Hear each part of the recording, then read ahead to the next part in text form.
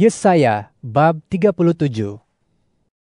Setelah Raja Hizkia mendengar hal itu, dia pun mengoyakkan pakaiannya, mengenakan kain kabung, lalu masuk ke bait Tuhan. Kemudian dia mengutus Eliakim, ketua istana, Sebna, juru tulis negara, dan para tua-tua antara imam untuk menemui Nabi Yesaya anak Amos dengan mengenakan kain kabung. Kata mereka kepadanya, "Beginilah titah Hizkia, hari ini hari kesesakan, hukuman, dan kenistaan, karena anak sudah hampir dilahirkan, tetapi kekuatan untuk melahirkannya tidak ada pula. Mudah-mudahan Tuhan, Allahmu, mendengar apa yang dikatakan Rabshakeh yang telah diutus oleh tuannya, Raja Asyur, untuk mencela Allah yang hidup. Mudah-mudahan Tuhan, Allahmu, menjatuhkan hukuman selaras dengan perkataan yang telah didengarnya. Oleh sebab itu, panjatkanlah doa bagi sakit-baki orang yang masih ada." Setelah para pegawai Raja Hizkia menyampaikan pesan kepada Yesaya, berkatalah Yesaya kepada mereka, "Beginilah harus kamu katakan kepada tuanmu. Beginilah firman Tuhan. Jangan takut terhadap perkataan yang kau dengar itu, yang diucapkan oleh para pelayan Raja Asyur untuk mengkufuri aku. Sesungguhnya, aku akan menaruh suatu roh dalam dirinya, sehingga dia mendengar suatu kabar, lalu pulang ke negerinya. Aku akan membuat dia tewas oleh pedang di negerinya sendiri." Apabila Rabshakeh kembali, didapatinya Raja Asyur sedang berperang melawan Libna, karena dia memang telah mendengar bahwa raja sudah berangkat dari Lakis. Pada waktu itu, raja menerima laporan tentang Tirhaka, Raja Kush, demikian, "Dia sedang marah untuk berperang dengan tuanku." Setelah mendengar hal itu, dikirimnya semula para utusan kepada Hizkia dengan pesan, "Beginilah harus kamu katakan kepada Hizkia, Raja Yehuda, jangan biarkan Allahmu yang kau andalkan itu menipu kamu dengan janji. Yerusalem tidak akan diserahkan ke dalam tangan Raja Asyur. Sesungguhnya engkau telah mendengar apa yang dilakukan oleh raja-raja Asyur terhadap semua negeri. Negeri-negeri itu telah ditumpaskan mereka sama sekali. Masakan engkau akan terlepas? Dapatkah Tuhan bangsa-bangsa yang dimusnahkan oleh nenek moyangku, yaitu bangsa Gozan, Haran, Rezef, dan Bani Eden yang tinggal di Telasar melepaskan mereka? Di manakah Raja Hamad, Raja Arpad, Raja kota Sefarwaim, Hena, dan Iwa?" Hizkia menerima surat itu daripada tangan para utusan, lantas membacanya. Kemudian Hizkia pergi ke bait Tuhan dan membentangkan surat itu di hadapan Tuhan. Lalu berdoalah Hizkia kepada Tuhan, "Ya Tuhan alam semesta, Allah Israel, yang bersemayam di atas malaikat-malaikat kerubit, hanya Engkaulah Allah atas segala kerajaan di bumi. Engkaulah yang menjadikan langit dan bumi. Berikanlah perhatian, ya Tuhan, dan dengarlah. Sudilah memandang, ya Tuhan, dan lihatlah. Dengarlah semua kata Sanherib yang telah dikirimnya untuk mencela Allah yang hidup. Ya Tuhan, memang benar bahwa raja-raja Asyur telah memusnahkan semua bangsa dan negeri mereka, serta mencampakkan Tuhan mereka ke dalam api. Hal ini demikian karena semuanya itu bukanlah Tuhan, melainkan buatan tangan manusia, kayu dan batu, sehingga dapat dibinasakan. Sekarang ya Tuhan, Allah kami, selamatkanlah kami daripada tangannya, supaya semua kerajaan di bumi tahu bahwa hanya Engkaulah Tuhan." Kemudian Yesaya anak Amos menghantar seorang utusan kepada Hizkia untuk mengatakan, "Beginilah firman Tuhan, Allah Israel. Kerana engkau telah berdoa kepadaku tentang Sanherib, Raja Asyur, maka inilah firman yang disampaikan Tuhan mengenai Raja Asyur itu. Anak darah, yaitu putri Sion, menghina dan mengolok-ngolokkan engkau. Putri Yerusalem menggeleng-gelengkan kepala di belakangmu. Siapakah yang kau cela dan kau kufuri? Terhadap siapakah engkau meninggikan suara dan melayangkan pandang dengan sombong? Terhadap Yang Maha Suci, Allah Israel.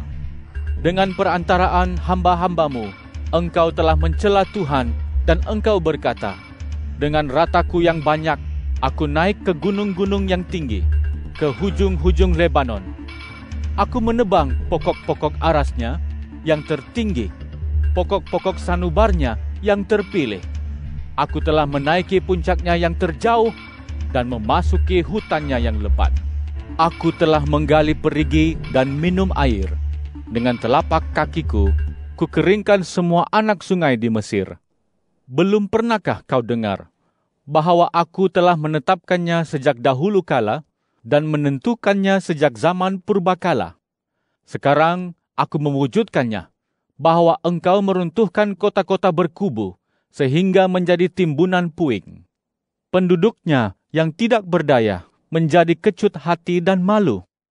Mereka menjadi seperti tumbuh-tumbuhan di padang, seperti rumput muda yang hijau, seperti rumput di atas bumbung rumah yang layu sebelum bertumbuh.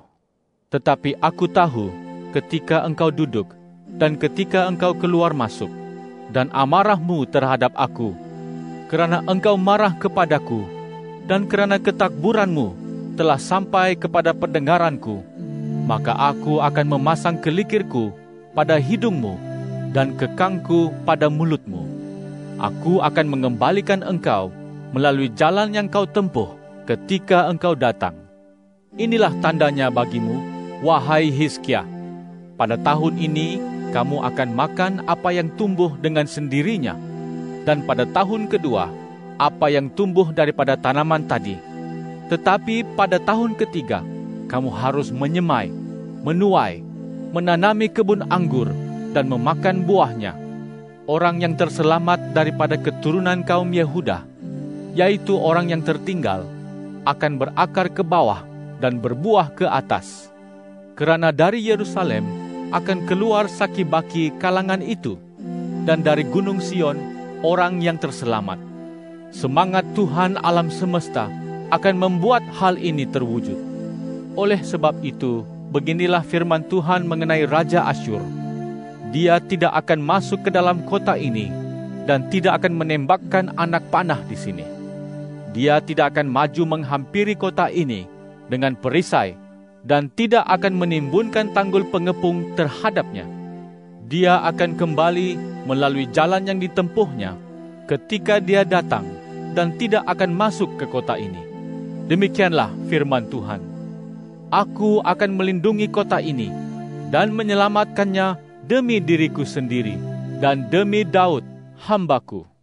Kemudian malaikat Tuhan keluar dan menewaskan 185.000 orang di perkemahan Asyur. Apabila orang bangun pada pagi esoknya, didapati mayat-mayat belaka. Maka berangkatlah Sanherib, Raja Asyur, berjalan pulang, lalu dia tinggal di Niniwe. Pada suatu hari, ketika dia sedang bersembahyang di dalam kuil Nisrok, tuhannya, Adramalek dan Sarezer, anak-anaknya, membunuhnya dengan pedang, lalu mereka melarikan diri ke tanah Ararat. Maka Esarhadon, anaknya, menaiki takhta menggantikannya.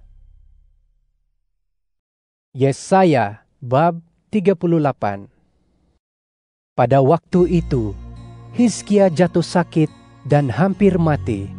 Datanglah Nabi Yesaya anak Amos datang menemuinya dan berkata kepadanya, Beginilah firman Tuhan, uruskanlah rumah tanggamu, kerana engkau akan mati dan tidak akan sembuh lagi. Kemudian Hizkia memalingkan mukanya ke dinding dan berdoa kepada Tuhan. Katanya, Ya Tuhan, semoga engkau ingat betapa aku telah hidup di hadapanmu dengan setia dan tulus hati, serta melakukan apa yang baik di matamu. Lalu Hizkia menangis tersedu-sedu. Maka firman Tuhan datang kepada Yesaya demikian, Pergilah dan katakanlah kepada Hizkia, Beginilah firman Tuhan, Allah Daud, leluhurmu. Telah kudengar doamu dan telah kulihat air matamu. Sesungguhnya aku akan menambahkan umurmu 15 tahun lagi. Aku akan melepaskan engkau dan kota ini daripada tangan Raja Asyur. Aku akan melindungi kota ini. Inilah tanda bagimu daripada Tuhan, bahwa Tuhan akan melaksanakan firman yang telah disampaikannya itu. Sesungguhnya, aku akan memundurkan bayang-bayang penanda yang jatuh di jenjang matahari buatan Ahaz, 10 jenjang ke belakang. Maka mundurlah matahari 10 anak tangga dari jarak yang telah ditempuhnya. Tulisan Hizkia, Raja Yehuda, setelah dia sakit dan sembuh daripada penyakitnya itu. Aku berkata, Pada pertengahan umurku, aku harus memasuki pintu gerbang alam kubur dan kehilangan tahun-tahunku yang masih berbaki. Aku berkata, Aku tidak akan melihat Tuhan lagi. Ya Tuhan, di negeri orang hidup, aku tidak akan memandang manusia lagi, serta penduduk dunia. Kediamanku dibongkar dan dibuka, seperti kemah seorang gembala. Seperti tukang tenun, aku menggulung hidupku. Dia memutuskan nyawaku daripada benang lungsin. Dari siang sampai malam, engkau menghancurkan aku. Aku menenangkan diriku sampai pagi hari, tetapi seperti singa, demikianlah dia mematahkan semua tulangku. Dari siang sampai malam, engkau membawaku ke akhir hidupku. Seperti burung layang-layang atau burung bangau, demikianlah aku mencicit. Aku merintih seperti burung merpati. Mataku redup kerana terus menengadah. Ya Tuhan, aku tertekan, jadilah jaminan bagiku. Apakah yang dapat ku katakan? Dia sudah berfirman kepadaku, dan dia sendiri sudah melakukannya. Aku akan berjalan perlahan-lahan sepanjang usia hidupku, kerana kepahitan jiwaku. Ya Tuhan, oleh hal-hal tertentu manusia hidup, dan oleh semua itu pula rohku hidup. Sembuhkanlah aku dan hidupkanlah aku. Sesungguhnya, kepahitan yang dalam mendatangkan kesejahteraan bagiku.